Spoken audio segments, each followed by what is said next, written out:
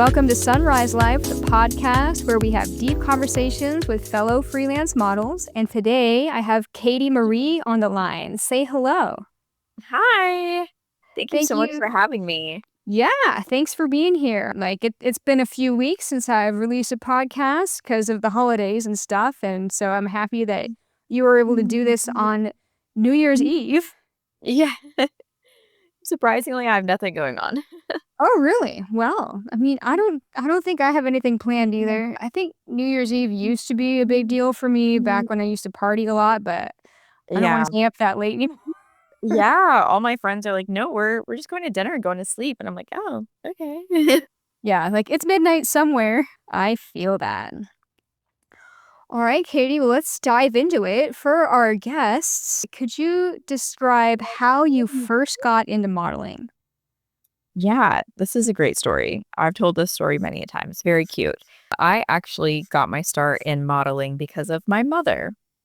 Oh, We were walking in the mall, and I'm from East Texas, so walking in, an East Texas mall usually has nothing going on. There's like a booth or like a not a kiosk, but just like a little setup where some people stopped us. These girls stopped us, and it was you enter a raffle, and to be in 17 magazine or to be in some magazine or something, and to enter the raffle, like you put all your personal information on there. We did. My mom was like, "Oh, it'll be fun."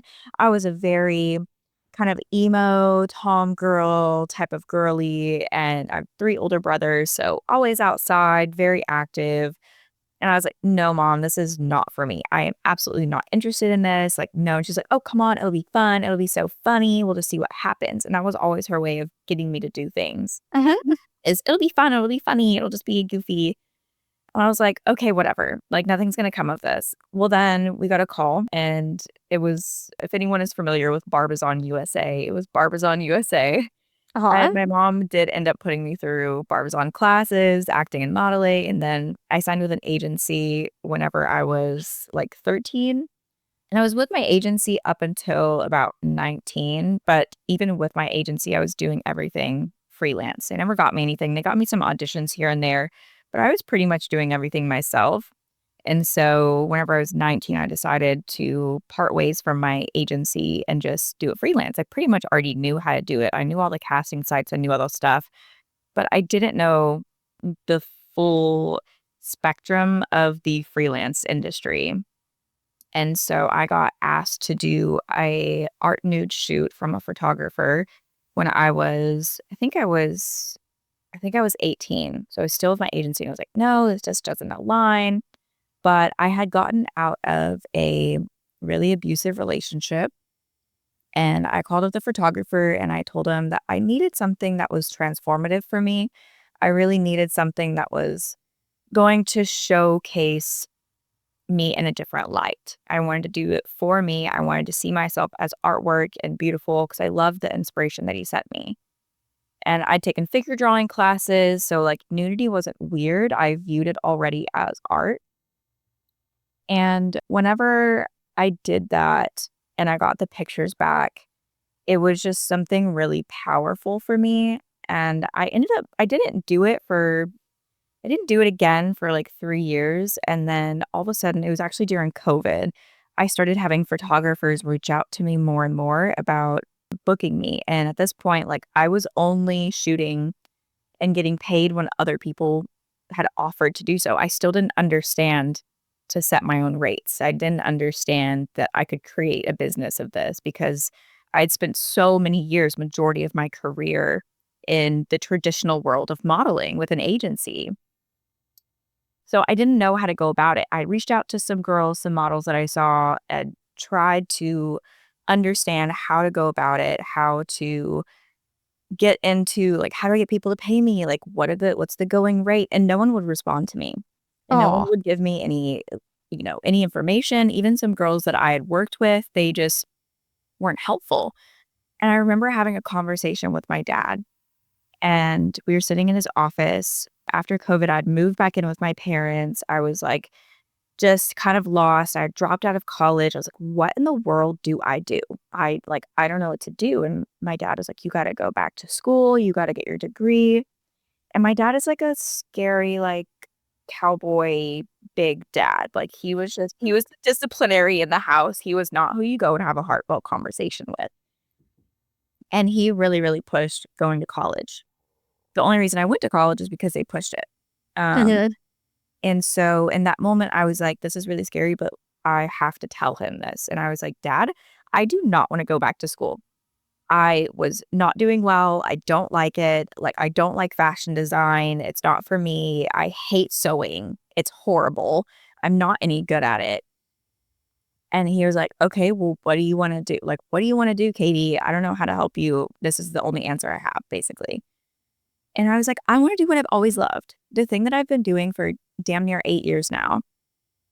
And that's modeling and acting and just be successful doing what I love, period. Nothing more than that. And he was like, okay, well, and I was like, yeah, like I just don't know how to do it. Dad. He looked at me, he goes, stop fucking working for free. He's like, I've been telling you this. And I was like, yeah, but Dad, I don't know where to start. And he was like, it doesn't fucking matter. And I was like, you're right. So my first set of rates was $25 an hour, Wow. shooting anything. And I did my first photo shoot at $25 an hour and immediately was like, nope. They booked me for like it was like either 4 or 5 or 6 hours or something. And I was like, that was not worth $25 an hour. All right, we're going up to 75. And then I started getting into it and learning about some other girls in the industry. Liz Ashley was one that I spoke to a photographer about.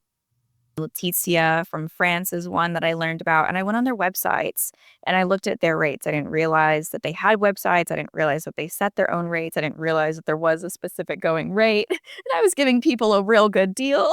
Yeah. And then from there, I finally kind of just figured it out via like researching other models in the area. And then it's just blossomed from there. And it's been a beautiful journey. Wow. Wow. So you switched over from agency Mhm. to freelance early. You said when you were 19 Yes. and you had your first art nude shoot when you were 18? I was either 18 or 19. Yeah, Yeah. I'd broken up with that guy whenever I was 18, and I can't remember if it was the next year or if it was later that year. I think I was 19. Wow. And were your parents chill with the nudity? So they actually didn't know up until I think whenever I really, really started doing it, I was and really getting into it was I think 2021. And it wasn't until then, so I would have been in 2021, I was 22. Yeah, it wasn't until then that my mom kind of knew, and she wasn't really a fan of it at first. She was worried that I was going to become like a porn star and then I was going to get into something really bad and like be sex trafficked into like this really terrible world and get into like heavy drugs or something until I showed her some images that, were not on the internet that were the more artistic nude style and me out in nature. And she was like, oh, these are gorgeous. These are like really pretty. And I was like, thank you. Yeah, like this is what I'm doing. Like I'm not doing anything crazy. And she was like, oh, okay. And so then she was okay with it, but my dad still didn't know. My mom calls me one day later in 2021. My parents are chatty just like me. They can And meet anyone, they can talk to anyone, they can make friends with anyone. They're sitting at the bar in Tyler, Texas, and started chatting up this girl. Come to find out, she was a photographer that follows me and has been wanting to work with me.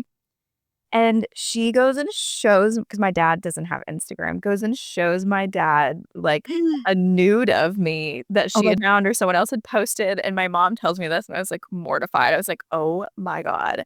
No. I was like, I'm like, what's he gonna think? My dad said, this is a beautiful image. It looks like a perfume commercial. He's like, I don't care. Actually, he's like, these are gorgeous images. If this is what makes you happy, and like, I can see that like you're making money and you're able to take care of yourself. That's his biggest thing. Like, be able to take care of yourself. He's like, as long as you're not like doing anything that is compromising to you, he's like, I don't care. And I was sitting in the kitchen whenever we had this conversation, and my mom said, we just don't want you to like be a porn star or something. And I looked at them and I was like, but really, would it matter? And my dad was like, it wouldn't matter. We would support you no matter what, but it would not be our preferred way for you to go, as parents, obviously. And I was like, that's Whoa. valid. But Yeah. yeah, they're super supportive. My dad actually has an art nude print of me in his office. Wow. Yeah. I mean, your parents sound really cool. They're a little bit bonkers, but they are very cool now. As I'm older, they're cool. Cool. What do you mean bonkers? They're just they're a crazy couple. Like they love to have fun. Like they just growing up. My mom will just say the most off the wall things.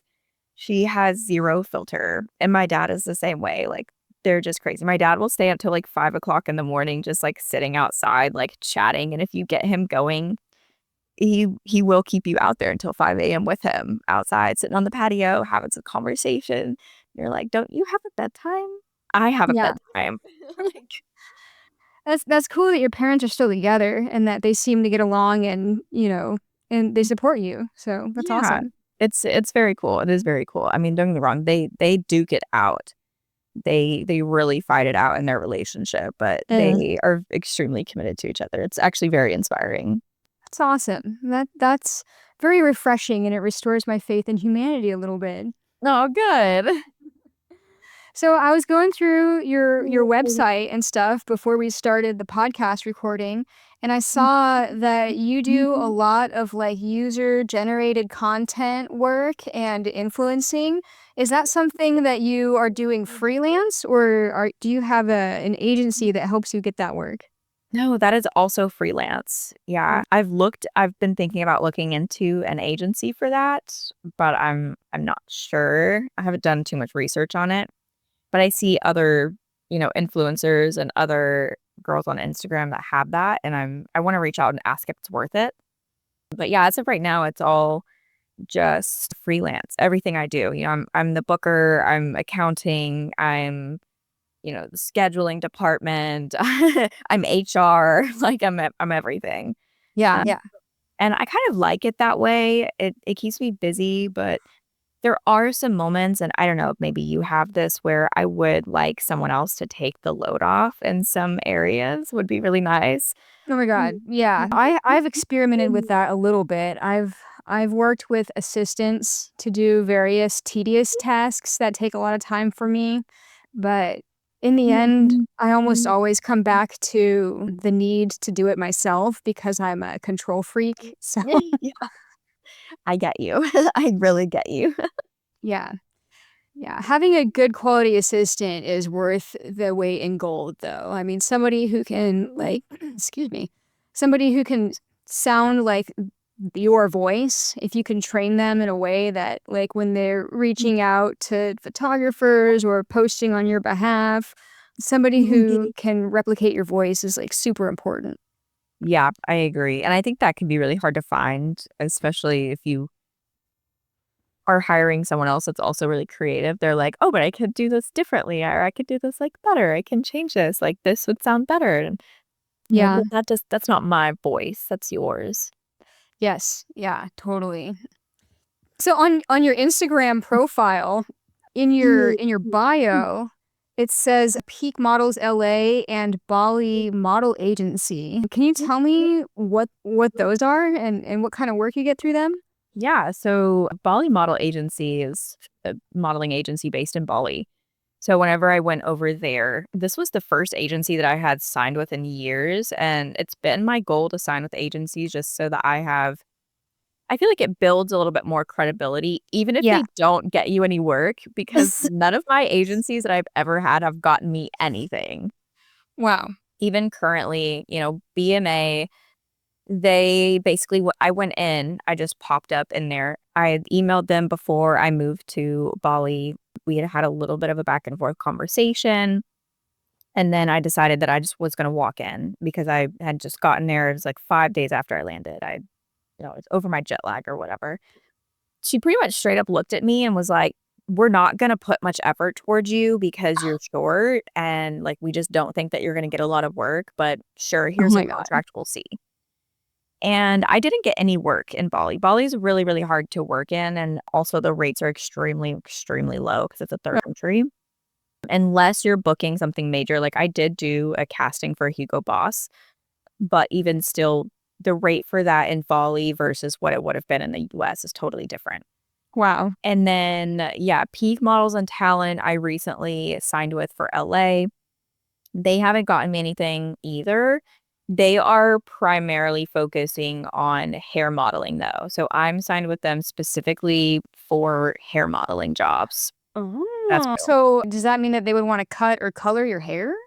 possibly, yes. It would depend on the client, right? So whether, whatever client that is. Wella is one. Like, for instance, if I were to do like a Sally Beauty really likes, I've seen a lot of their castings on casting networks and backstage, and they a lot of times want to like do like a fun color for your hair or something.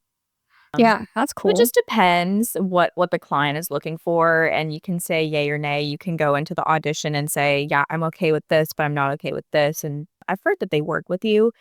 I've gone to a decent amount in the past. I did a lot of hair modeling auditions. My hair was really long and really healthy, and it was virgin hair. I hadn't ever dyed it or anything, which is ideal, but I've never been cast for a hair modeling gig. I think a lot of that is because I'm short. That's so funny because for hair modeling, aren't the shots going to be like just mostly your top? Well, the thing is, sometimes they are live events and then you're doing a runway with your new hair. Okay, still, but I I mean, that's know. just I my agree. opinion. I agree. It's silly, but they're gonna a lot of times they will cast a tall girl over someone else. Which is what it is, but that's why I love being in the freelance world and having control of that. Because even though I have agencies that basically say, yeah, we believe in you. And so we're assigning you or we're putting you on our site. Uh-huh. I'm still free. Like I'm still doing everything myself. I just kind of have that like credibility check. Like, Yeah. No, I mean your website looks really legit. Like the video that you have at the top of your website, I'm just like, how can I oh, get that on my website? It looks so good. thank you. I recently redid it and I'm really glad that I did. I hadn't touched it in ages. Yeah. Makes me want to redo my website, but maybe that's a later in 2026 project for me. Yeah. I can show you how I did that. It was super easy. That'd be awesome. Mhm. So a lot of the models that I interview on this podcast started out in freelancing. And so the reason I'm asking you so much about like your experiences with agencies is because I don't hear about it as much and I'm always curious cuz when I first got into modeling, I thought that I had to go through an agency. Like I didn't know that freelancing was an option at all. And mind you, this is like 2006 when I started. Mhm. And freelancing was not nearly as well known. It was like America's Next Top Model and like the magazines at the checkout stand in the grocery store. That was what I was thinking that I had to do. And I'm also short. I'm just shy of 5'2". So Yep. I think I I'm like thought that 4 I inches could taller be than a you. full-time petite fashion model and do runway shows. And that was what I was aiming for. But Yeah. in Seattle, where I was based, I was going to castings that I found on Craigslist, and I didn't really know it at the time, but they were all scams. And I actually signed up for one, and I paid like $400 to get signed on with them. And it was a freaking scam. Mm. Yeah, you do have to watch out for those, unfortunately. Yeah. But I mean, they might have been able to get me some work, but I think that they were just saying yes to everybody so that they can get the sign on money and do like the mini photo shoot where they make a comp card for you. Mhm. And then they just never called me for a job. Oh, no. Yeah, Yeah. and I find that, like, whenever it comes to agencies, basically you have to really have something special. Like, your imagery that you're putting out really, really matters, and it also has to match that market. I think one of the big reasons I didn't get anything in Bali is because most of my imagery was from the States. It doesn't match the Okay. market. It doesn't make any sense. So they see, okay, she looks really good wearing like a suit and in studio, but can she model on the beach? Can she model in harsh conditions? Like, can she keep her eyes open in the sun? They don't see any of that. Does she look good in swimwear? Does she know how to work swimwear? Does she understand the storyline of swimwear and how to bring that to life? And that's what I really realized with an agency, no matter where you go in the world with it, is because I'm technically signed also in Australia and Singapore, and they haven't done anything for me either. The one in Australia is strictly fitness based, but also I have to go to Australia. Australia is not a direct booking market. Somewhere like Germany is. And a lot of this information I get from my friend David, who is signed in like 8 to 10 countries and has like 5 agencies alone in Germany. And he relays a lot of information to me. And a lot of it's about, how good is your imagery? And he has like a very limited portfolio. He doesn't put everything on social media, he doesn't post everything because it's very, clients will go to your Instagram, okay, and see what you're doing, what you're posting. And if what the way that he described it is like one bad image can completely destroy your entire portfolio. Oh my God. And that's the way that he's explained it to me. And I was like, whoa, no way. And he's like, yeah. So you only want to like send and put up and present your best work. And that's where it gets really, really, really hard if you are not like everything that the agency wants as soon as they see you. And a lot of times what they're doing is, they have a couple girls on their roster, a couple guys on their roster that are kind of their star players, and they put most of their energy towards those people. And those are the people they're consistently pushing out because it's a business for them too. So if they know for a fact that these 5 girls always get work, they're going to primarily focus on pushing those 5 girls. Yeah, that makes a lot of sense. And just now, when you mentioned that having one bad picture on your Instagram feed can like ruin you, that immediately made me start sweating. I'm like, oh crap, do I need to go through my page? But Yeah. I also like you and I both work with a lot of independent photographers. Some of them are working on their craft, and like some photographers probably in your case as well, are hiring us because we have a big following and we're, obviously good at what we do. But maybe their photography isn't like the kind of photography that we want to share on our pages. Yeah. Do you get a lot of collaborator requests from people who are like posting stuff that you don't necessarily want to put on your feed? I do. Yeah, I do get a decent amount of that. And the way that I handle it is I tell people that my Instagram is curated and it's really specific and I like it to look a certain way and my brand is I'm shifting it towards working with more brands. I'm shifting it towards doing more UGC stuff, towards attracting different types of brands, whether it be a fashion brand or a fitness brand or something along those lines. And I've been in this process of rebranding myself. I feel like I've just said the word brand a lot, right? Never right. I've been in this process of rebranding myself for probably 2 years now. And it's been a really interesting journey because some people do get upset if I don't collaborate or if I uncollab or anything like that. And I just explained to them, like, it has nothing to do with you. It has everything to do with how I want my page and my personal brand to be perceived, Yeah. and what I'm trying to attract. And they always understand that whenever I explain it.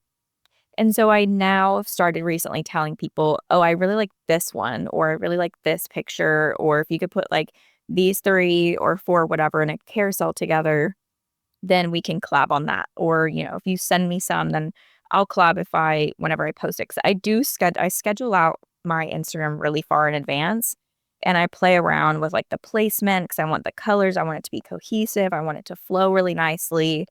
I don't want it to be overly perfect. I don't want like 2 black and whites next to each other. Like all of that type of stuff I really think about and spend a lot of time on. That's very professional and very inspiring because I know I should be doing that, but honestly, I just kind of post whatever I'm thinking of posting in the moment when I finally I feel like used to do that. posting. I used to do that, and then I've become really, really intentional with it, and I think that it's helped me attract photographers that are looking for models, photographers that are kind of already established looking for models for certain projects, or I've had photographers reach out to me and say, "Hey, I work for this brand. and I really want to shoot you. I love what you've got going on. I love what you're doing." And I'm like, "Oh, great." So the photographer, that's the primary photographer for the brand, ends up reaching out to me to hire me for something for that Wow, brand. that's great. And when I was looking at your Instagram and at your website, obviously I've looked at your page before, but I was kind of absorbing it to kind of get an idea of like what kind of model you are, what kind of jobs that you take, and the perception that I got was that you are working more with brands than you are with independent freelance photographers. So whatever you're doing with your branding, it worked on me. Perfect. What's really funny is I'm not to the point where I wanna be working with brands yet, and honestly, it's really hit or miss. It's kind of here, there, a little bit everywhere, but still, I would say 95 to 98% of my clientele is still individual photographers and individual Oh, clients. well, you could have fooled me. Good, this is what we want. This is the whole point. Yeah, yeah. Interestingly, I had a sort of similar experience years ago. I had been doing mostly glamour shoots and I wanted to do more artistic fine art type shoots. But because all the photos that I was posting were like glamour shots, fine art photographers that I was cold calling were telling me, "Oh, I don't wanna work with you because you can't do the kinda work that I wanna do," and it Mm. was infuriating. I was Yeah. like, "Oh, yeah? Well, I'll show you." Yes, exactly. I totally get that. What I love is that I think I posted that enough and I've worked with enough people in the fine art and art space that the people that know that I do that know that I do it and it gets by like word of mouth. Mhm. And therefore, I don't have to put it out there and Yeah. I can still continue to rebrand while still making money doing that and doing what I love. I really love doing it, but I want to try this other direction and I don't want to lose my Instagram account either. Oh, yeah, totally, and the Instagram accounts are dropping like flies right now. I know, I know. It sucks 'cause I think, like, most of my actual connections and clients I just chat with on Instagram. Yeah, yeah, so it's not just your account that you lose, it's all of the ongoing conversations that you have. Mhm, all of your contacts and everything, yeah. Yeah. I want to take a short little break to tell you about Model Society. ModelSociety.com is a website dedicated to featuring figurative fine art photography for models and photographers. What makes them different than other portfolio hosting websites is that some of those other websites will still host kind of tacky photography or exploitative photos. Model Society screens all of their contributors for quality and authenticity. So you only get the best of the best on there. If you're not a photographer or model, you can still enjoy and appreciate Model Society because they also have newsletters and magazines featuring their best work and new articles each week. Check it out, modelsociety.com. I will also include a link to Model Society in the show notes. All right, now back to our show. All right, well, I'm going to switch gears real quick. Yeah. I've got a question that I want to ask that I also ask everybody on the show. Can you recall a crazy photo shoot experience from your career? And you could tell more than one story if you want. It could be crazy funny, crazy bad, crazy scary, crazy good. What's one of your like crazy modeling stories? I will start with I'll do this one, crazy bad, and I posted a TikTok about this whenever it happened to. And the story is pretty bonkers. Right. So it was my first ever travel modeling gig, and I had a deal I struck a deal with a photographer, and he was also from Texas, and he was going to fly me to Miami, and we were just gonna kinda shoot here and there. He was there for a conference, I booked some other shoots, and we were just gonna shoot around, but he was gonna host me in the hotel, pay for my flight in exchange for, shooting here and there. And I was like, "Okay, that works." Well, of course, I don't know if you've worked Miami, I don't know how your experience has been working Miami. It's I not do not not like great. What was that? Not great. Yeah, I do not like working Miami. The photographers that I did have booked ended up dropping off the face of the earth.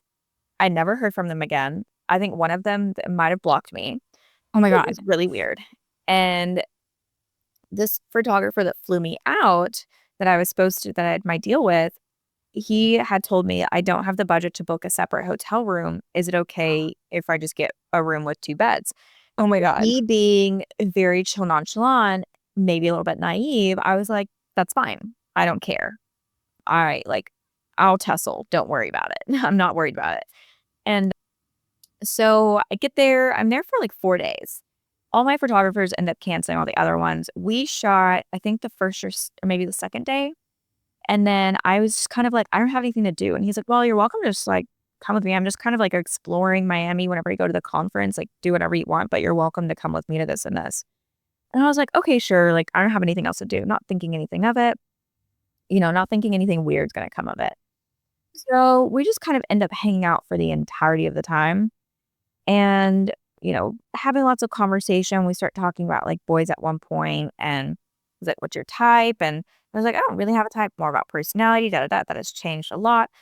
And let's see, it was the night before I was gonna leave, and I was flying out the next day at, like, 1 or 2 p.m. or something like that, or no, I was flying out at 4, but I had to leave and get to the airport by, like, 1 or something like that. Anyway, so the night before, he is going to a conference, and I was like, "Cool, I'm gonna go find somewhere to go dancing." I'm a dancer, I love Latin dancing, I love, like, ballroom dancing, swing, country, all of that.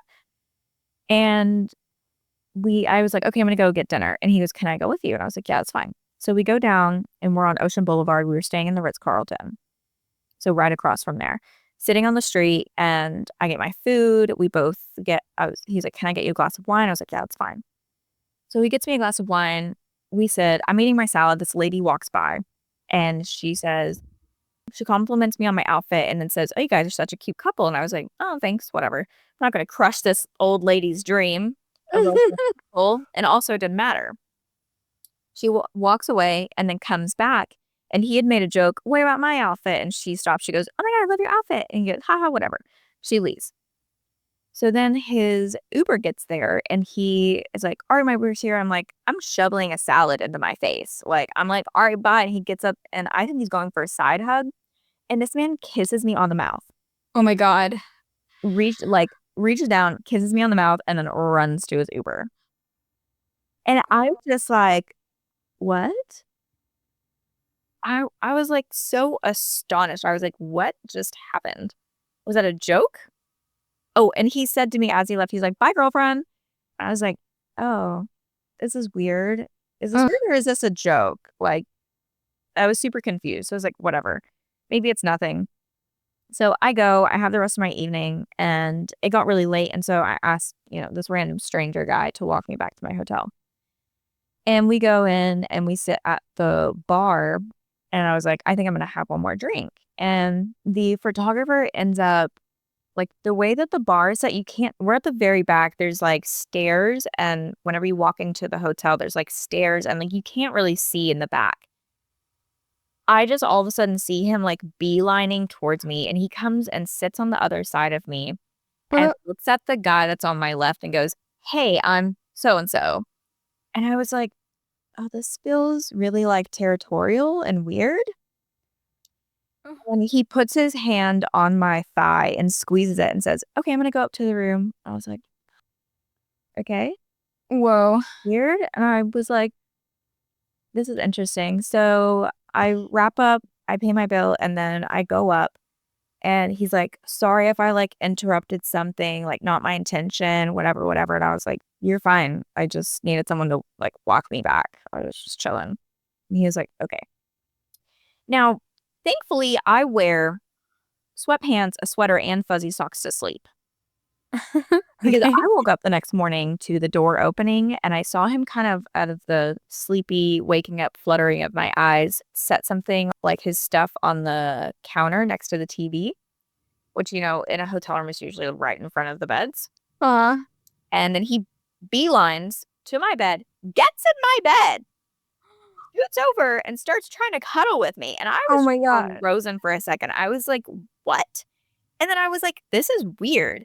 And he gets up and he's like, "Oh my god, I'm so sorry. Like, I didn't mean to make, like, I thought, I don't, whatever, like, da da. And I was like, I was trying to then make it as least sexy as possible. I was like, I'm gonna go take my morning shit. And he was like, okay, I think I'm gonna go down to the beach. And I was like, all right.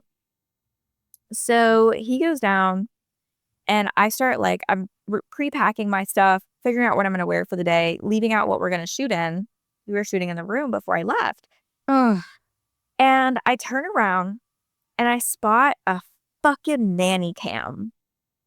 A little black square nanny cam facing me, and I was like, "No way." I was like, "No fucking" I was like, "This is not happening. This is not happening right now."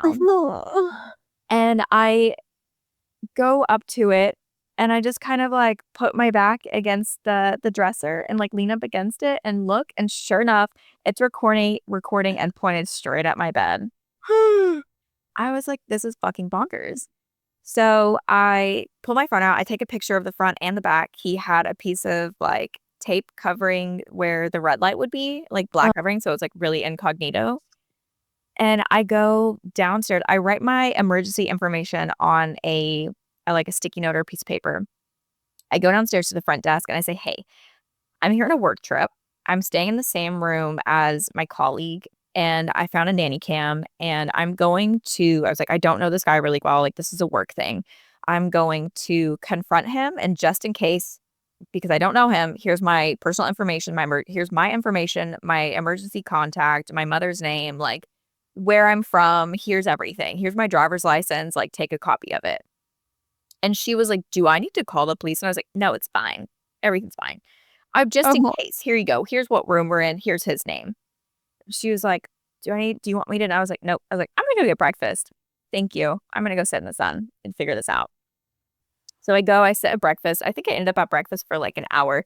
I send the picture to like my friends and I was like, "What do I do?" I was Googling the camera. You can watch it live. It immediately downloads everything.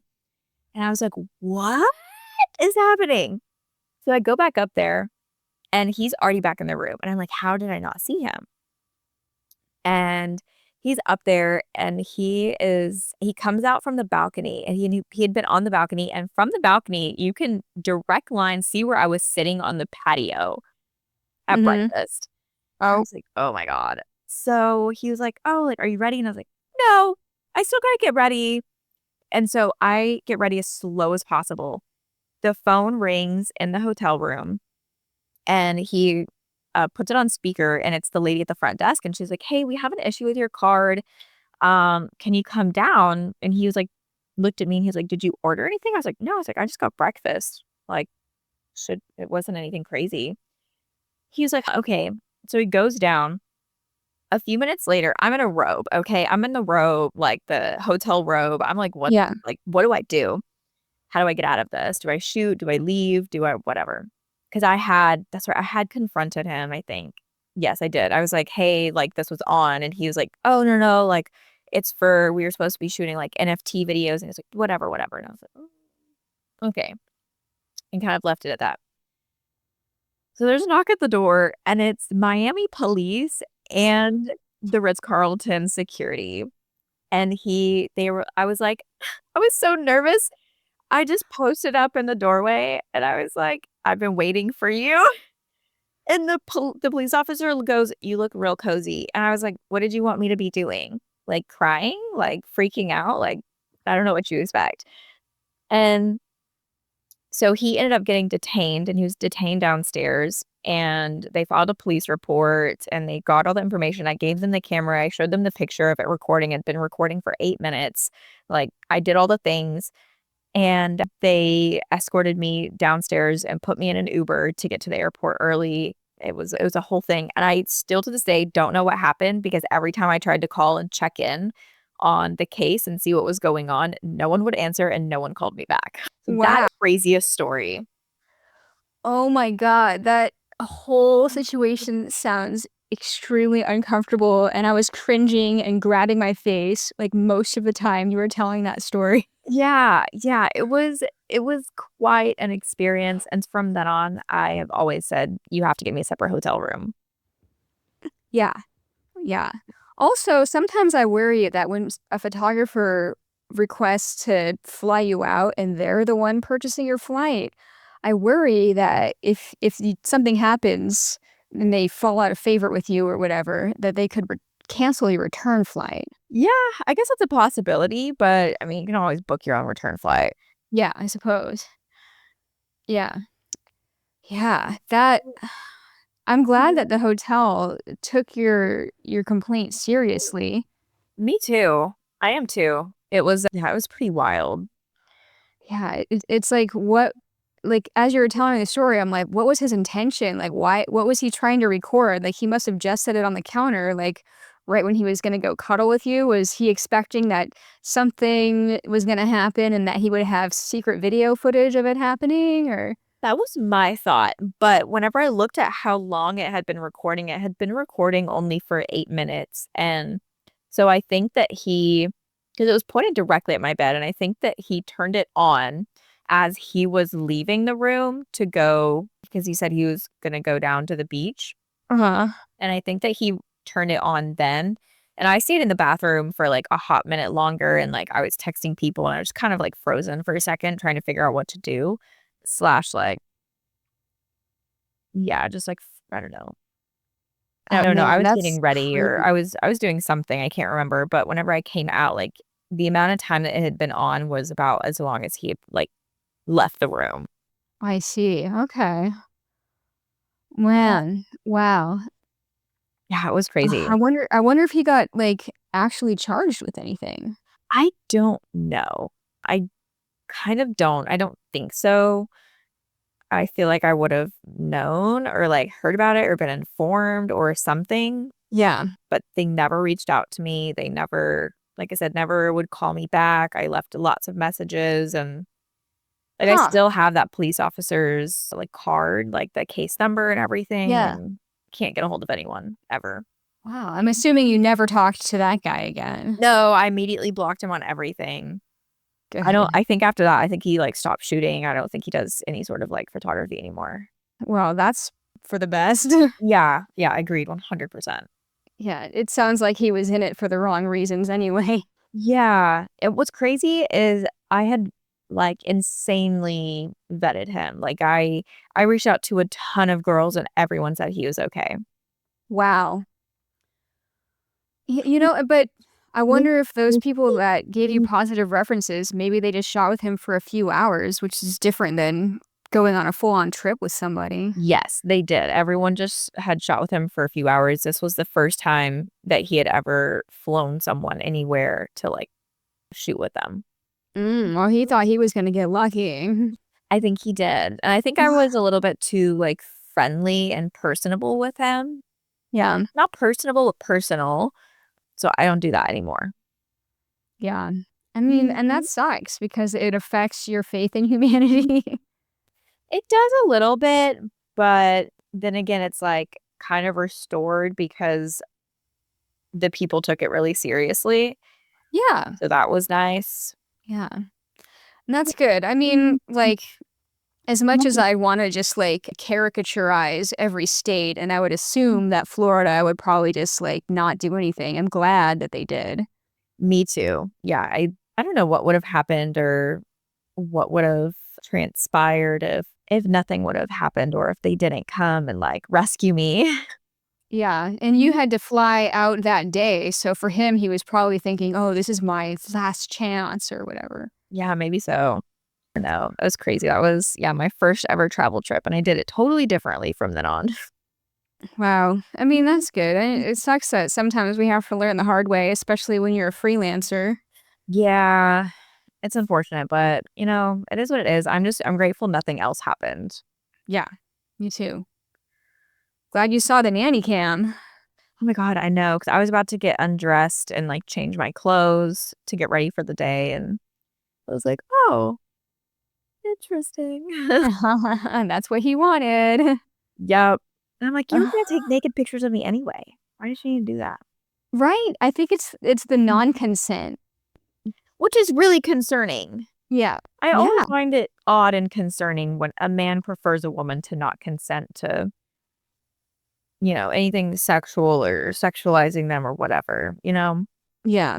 I absolutely agree, and it's infuriating as well, but I mean, even outside of the modeling world, there's definitely, like, aspects of that. I think it's just more obvious because of what we do. Yeah. Yeah, I agree. Yeah.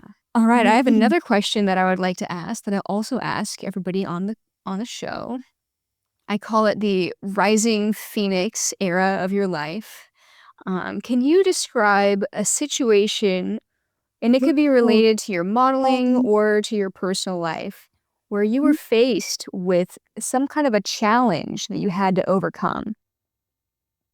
Ooh, that is I have an entire book about my challenges that I had to overcome. Oh, really?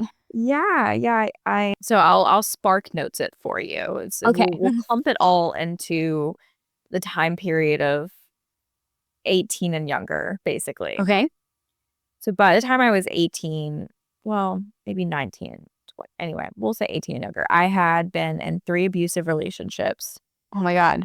The household that I grew up in was violent, not towards me, but my parents towards each other, towards our animals, towards other things. That's kind of what I meant by, my parents are a bit bonkers. I Mm. love that now we've really like mended our relationship now that I'm an adult and they've calmed down a lot and, they've done their own growing, which is really beautiful to see. But growing up is a lot of alcohol involved. Yeah. And it was really, really hard. And yeah, then kind of watching their relationship then transpired and how I viewed love and what I believed and understood it looked like to be loved. And so I ended up in 3 very abusive relationships, all again before the age of 18. Wow. So that was, I think, that's been probably the biggest thing that I've had to overcome and just reframing my idea of love and relationships and my own personal self worth and all of those things. It's taken a lot of therapy. It's taken a lot of, I find traveling really does something for me. It really, a lot of people, I think, maybe think of it as like it's an escape, Mhm. but I think it's really healing for me to be able to see myself do what I want and do what I love and fall in love with life and see the good in life and in people and in things and in myself. And also before the age of 18, I had been raped by 5 men. Oh my god. So there was a lot to overcome at a very young age. There's a lot happening within my childhood, and those are really things that I'm strangely grateful for because it's made me who I am. It's made me extremely resilient because nothing could ever be as worse as those moments as a child whenever I was up late crying my eyes out, being just absolutely humiliated, being completely torn down by people that were supposed to love me and supposed to care for me or that I thought loved me and cared for me, whether that was, having hands put on me by a romantic partner or, being yelled and screamed at by a romantic partner, being serial cheated on for funsies by a romantic partner, then being told about it and then telling me that, yeah, I did this to hurt you because I hate you. Different things like that that just really, it's there's a saying that says hurt people hurt people. Yes. And, a lot of times people say, oh, the abused becomes abusers. And I think all of that is within our power to change and within our power we have full control of who we are as human beings. We have full control of our thoughts and our actions and our emotions. And I really believe that and I live by that. I think that if it weren't for those situations and I wouldn't be where I am today, I don't think that I would have the same drive. I don't think that I would have the same morals. I don't think that I would have the same love for other people and human beings the way that I do. I think that I, could have I don't know who I would be without those situations. I think I would be far less grateful possibly for the things that I do have and the things that I don't. Yeah, So I yeah, mean, that makes sense. yeah. So that's like the biggest challenge over years and years of my life of just overcoming that. Sometimes you go into a mindset of why me, why me? And ultimately, I think that the kind of person that I am, I've never had a problem telling my story. I've always been able to tell it in detail, tell it very calmly. My therapist used to say This was actually the inspiration for my book was for me writing it was she said, "You talk about your life like it's one chapter after the next. This chapter, like it's a book that you're just telling me a story." And I think that that's kind of my superpower is I'm able to do that. I'm able to share my story in such a calm way, in such a clear way that it's actually able to help and inspire others. And I think that's why I have the past that I do to show that you can break free of victim mentality. You can break free of those things that chained you to your past. You can get past these things and you can achieve what you want in life, not without putting any work in, but it is possible. And I think that that's part of what I'm meant to do in this world. That's a long time ago what I thought, okay, I want to build up a platform and I want to speak to women and men that have been through these things that don't have a voice because they're not able to talk about it because it was so hard and so traumatic. And I have this weird ability just to be able to be totally open about it and talk about it and be okay. And it's saved people's lives. I've had people tell me that it saved their life. And it's a really beautiful thing to be blessed with in, again, the weirdest possible way. Uh, Wow. but to be able to make something so hard and so traumatic and so ugly into something so beautiful, which is utilizing my story and my testimony of getting through it and making it through to the other side and doing something with my life and becoming a genuine good person to be able to share that with other people and just help them, whether it's they feel seen, whether it's they feel like they're not alone in this, whether it's they feel inspired, all of those different things. Oh, thank you for sharing that. That's, I mean, very vulnerable of you. And you mentioned the phrase hurt people, but it sounds like you're breaking that cycle for yourself and helping other people break the hurt people cycle. Yeah, I think that it's just a saying, and again, like I said, and some people think maybe it's really harsh, but you do have control of yourself. You're the only one that has control, and I think it starts with taking responsibility for what you do, what you say, what you think.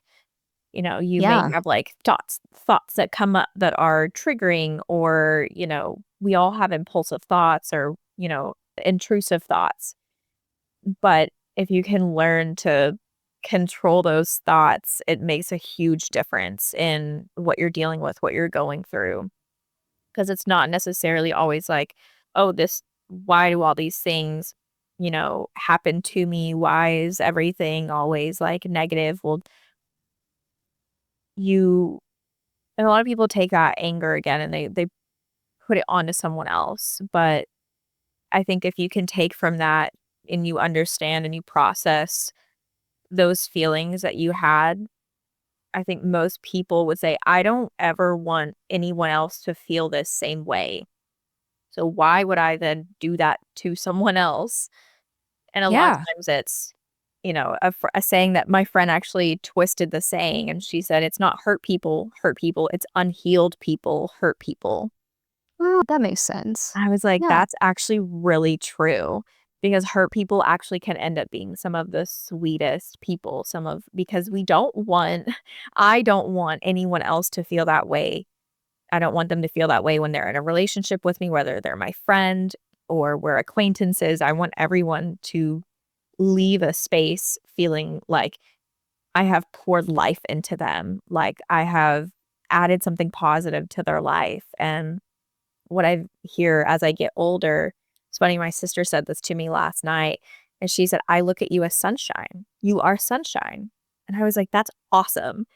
Oh, And, like, my nickname for myself is Sunshine, and, like, I love that. I wanna be the sunshine in people's life whenever it's really, really dark for them because I can't for whatever reason, I can handle it, and it doesn't phase me, and I'm okay. wow. I love that. I can see the sunshine part about you from looking at your pictures and videos too. Oh, thank you. So tell me more about this book and where people can find it. Yeah, it's a short read, but it's a hard read. It's very in-depth about my experience and kind of what a survivor kind of goes through in their mind in certain moments, little interjections. There's one point I talk about like why someone in an abusive relationship stays in an abusive relationship. And I kind of go through what my personal process, like thought process was. And then at the end, I discuss victim mentality and kind of what I just discussed now. But you can find it on my website. I published it through Dorrance. I did self-publishing through a publishing company. Again, credibility reasons instead of just like an Amazon publication. I mean, those are legit too, but I wanted a well-known publishing company behind my book. That's awesome. And so, yeah, it's you on my website, you can find a link to it that links to their website where you can get the ebook or the physical copy.